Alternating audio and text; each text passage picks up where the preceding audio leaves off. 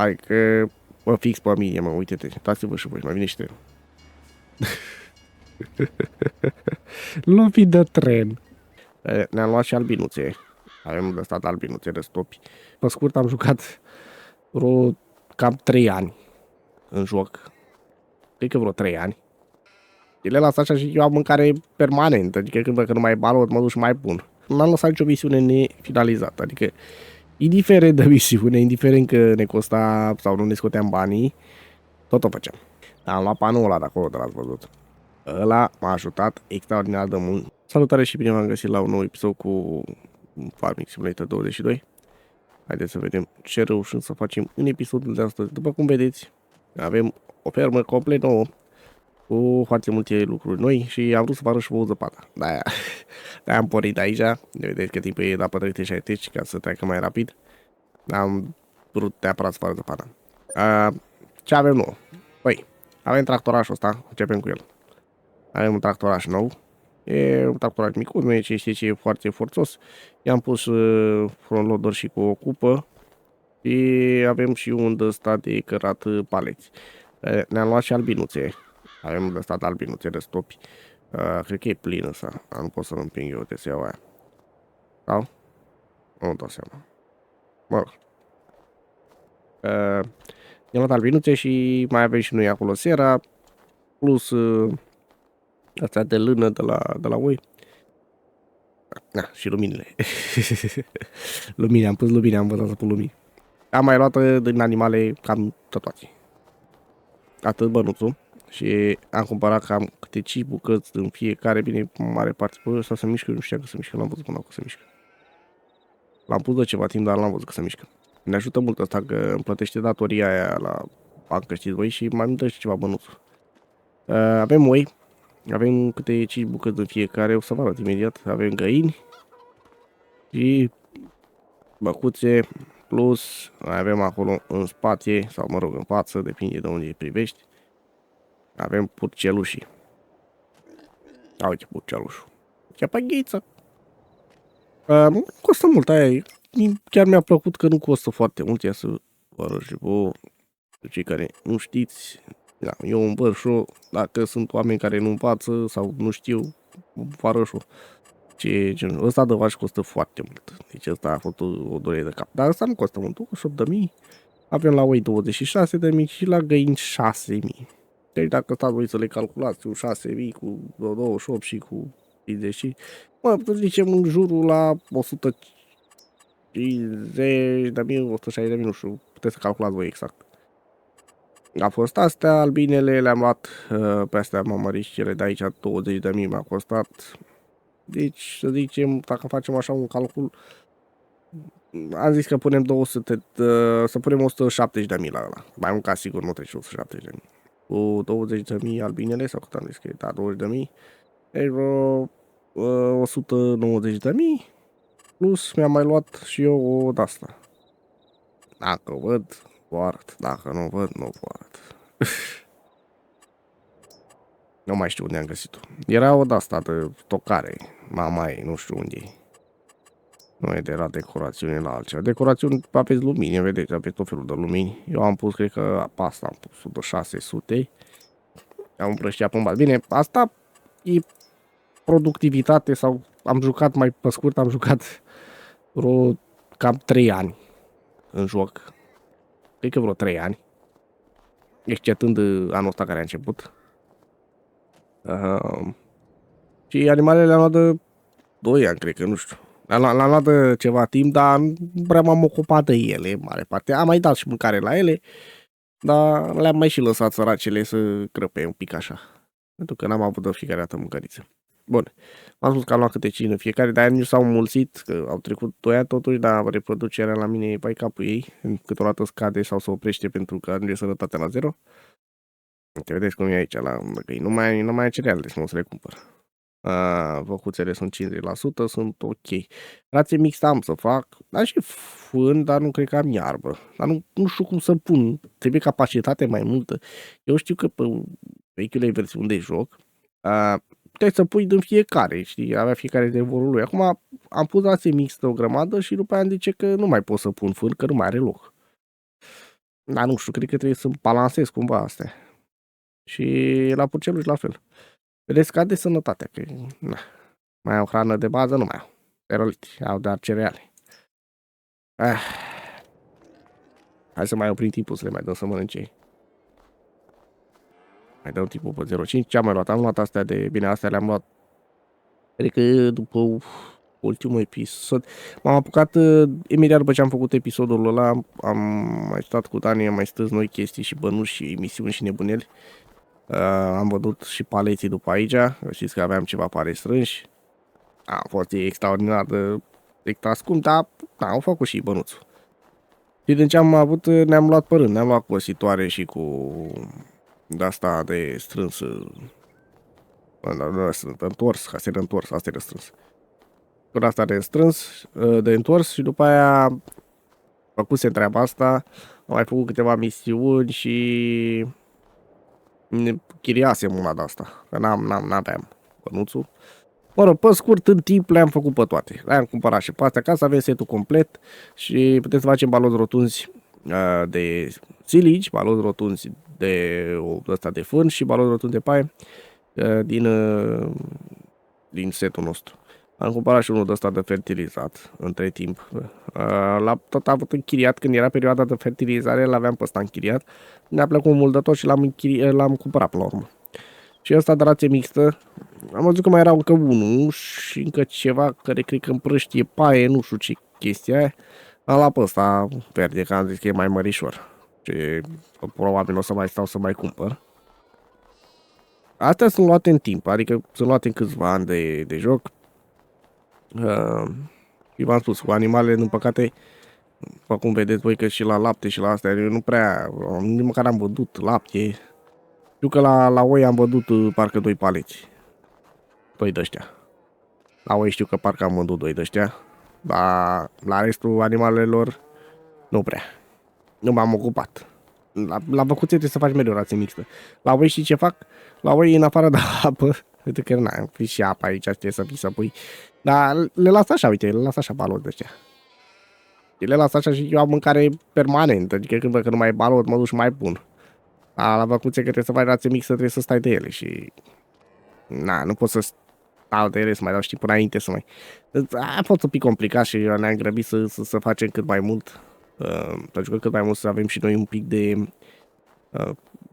productivitate, să avem ce să vă arătăm. Bine, după păcate Dani nu e aici, dar arăt eu. Am muncit și el săracul, adică n-am făcut toate astea singur. Bun, hai să luăm să dăm la băcuțe. Și după să vedem și cu purcei și cu tot ce mai e pe aici, că trebuie să le dăm mâncăriță. Că tocmai ce am dat timpul și o să le scadă rău sănătatea, iar nu o să mai reproduc. E un pic rău când vine iarna, când e vorba de venit iarna. Așa pățim mare parte fiecare an. Că noi așa mai umplem astea, dar iarna, de exemplu, nu prea avem când să le umplem. Că dau timpul pe repede înainte și de obicei așteptăm și noi să treacă iarna, dar... Vedeți voi că nu e bine chestia asta, pentru că le scade productivitatea la animale, sănătatea și toate cele și nu mai faci nimic cu ele, practic. Practic nu mai faci nimic cu ele. Bun. Opșul la că v-am spus, că m-am tot... Hai să vă arăt aia, să vă spun și de aia, să vă spun și de aia. Terenul nostru e complet de iarbă, probabil că nu v-am spus. Am plantat iarbă pe tot terenul. Pe aici așa, pe tot, peste tot. Dar cred că pot să vă arăt în ăsta, stați așa. Cred că e mai bine așa. Construcție aici. Plantat iarbă pe tot terenul și ce am mai făcut eu? Bine, aici am făcut și o prostioară. Am pus ăsta pe... Uite, vă duceți aici. Și am luat asta. Când am pus pe aici, am pus și pe aici. Am pus un rânduleț pe aici. Vedea un pic mai așa, lumina chiar lipit. Am pus un rânduleț pe aici și am mai micșorat un pic terenul. Mă tot agățam cu semănătoarea sau cu toate astea. Cât timp a fost el productiv de recoltat și de-astea. Acum, de ceva timp e complet de iarbă. Pentru a face bănuți din el, facem siligi și vindem baloții de siligi. E foarte simplu, destul de pănos. Mai faci și misiune, mai faci și tu baloți și aștept să crească un pic prețul. De acolo se strânge, și până la urmă încep să faci bănuțul. Multe misiuni de făcut, recomandat pentru cei care sunteți mai la început și sunteți așa mai neștiutori ca mine, mai ales pe jocul ăsta, că eu am mai jucat Farming, dar ăsta n-am jucat. Asta am început să joc în momentul în care a început și seria, fără să știu absolut nimic despre el. Bun, revină pentru cei care sunteți mai începători, misiunile pe care puteți să le luați și să vă aducă cei mai mulți bănuți, ce am observat eu și cu Dani, sunt misiunile de recoltare, dar nu sunt pe primul loc. Asta ar fi pe locul 3. Hai să le iau pe primul loc. Pe primul loc ar fi misiunea de făcut baloți. Aia vă dă cei mai mulți bani și vă rămâne și vouă baloți pe care puteți să-i vindeți. Mai ales de silici, dacă prindeți și timpul potrivit, să-i vindeți fix atunci când faceți misiune și să scoateți ceva profit, e extraordinar. Am pățit de mai multe ori treaba asta. Hai că mă fix pe mine, mă, uite-te, dați-vă și voi, mai vine și te. Lovit de tren. Bun. Și de aia face și mai mulți bănuți. După aia avem pe locul 2 misiune de fertilizare. Eu am făcut cu Dani, noi doi, e mai mult bănuțul, mă rog, mult. Mai mult decât de la recoltare, că e bună și pe recoltare, dar de multe ori îți iei țeapă. De aceea n-am pus-o pe locul 2, recoltarea. Pentru că ne-am luat și foarte multă țeapă. Dacă locul nu-i fertilizat și făcut cum trebuie, dar nu cred că îl mai întorc eu pe ăsta. Dacă nu-i fertilizat și făcut cum trebuie, ai probleme mari. Pentru că ajungi să... O am tot agățăte în ceva. Ajungi să faci fix pe fix, ce să rămâi tu cu 600 sau ceva de genul și 600 nu-i prea mult.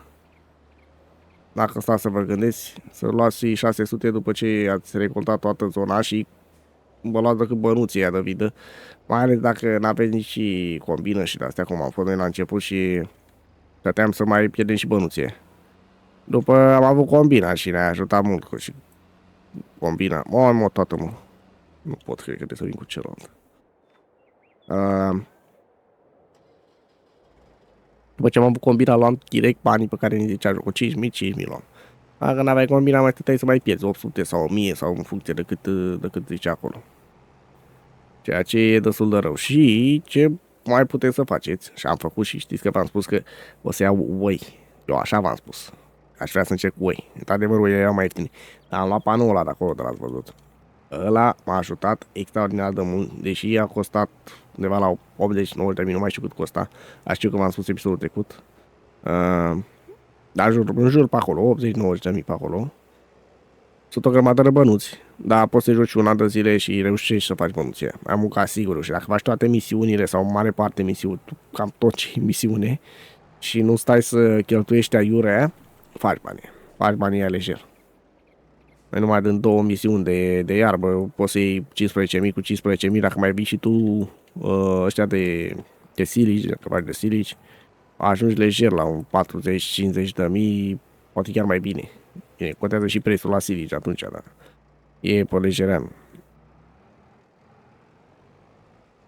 Așa, hai că mă duc câteodată cu Dani, poate chiar mai bine de să luăm 1800, ceva de genul, pe un balot de silici, aproximativ, cam așa, parcă. Știu că era până în 2000.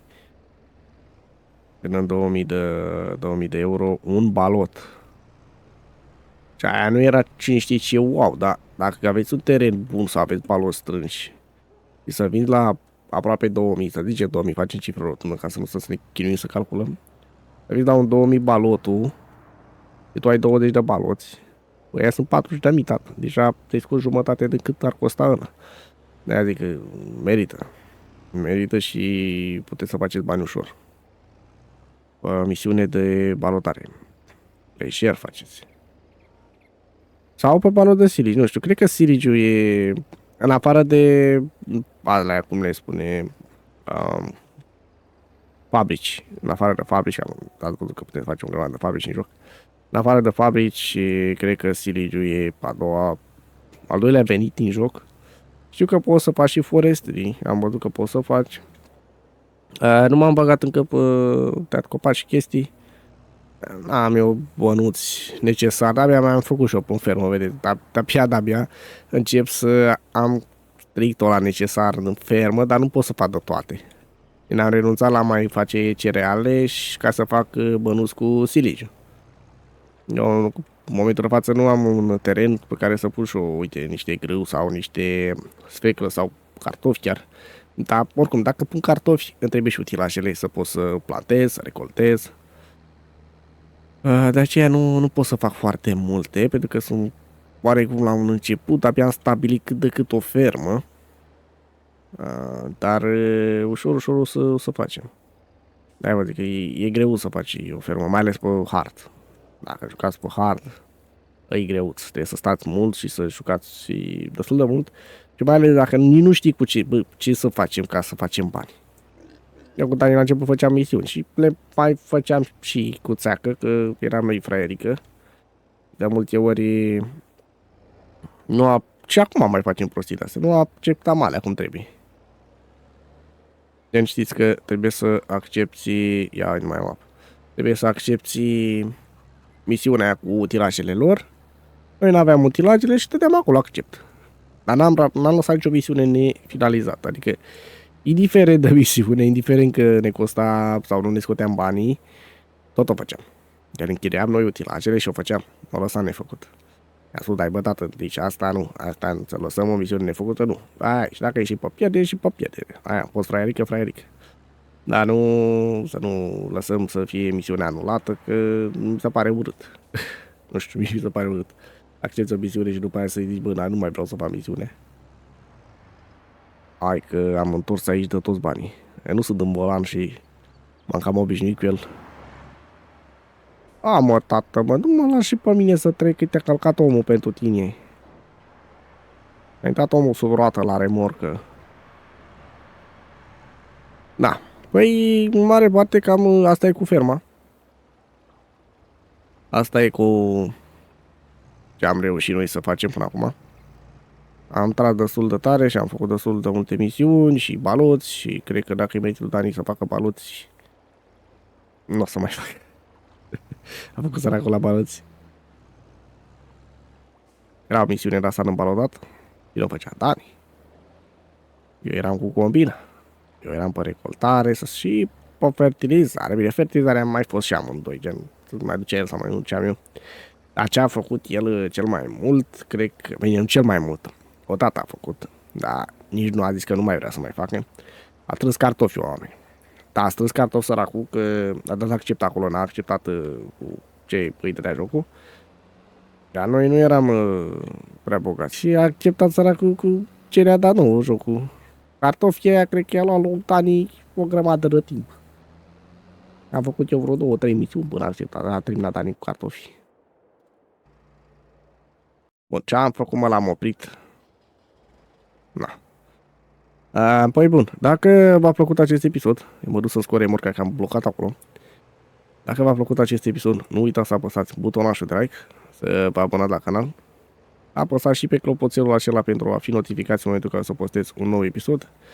Găsiți în descriere și linkul către grupul de Discord, iar noi o să ne auzim pe data viitoare. Pa, pa!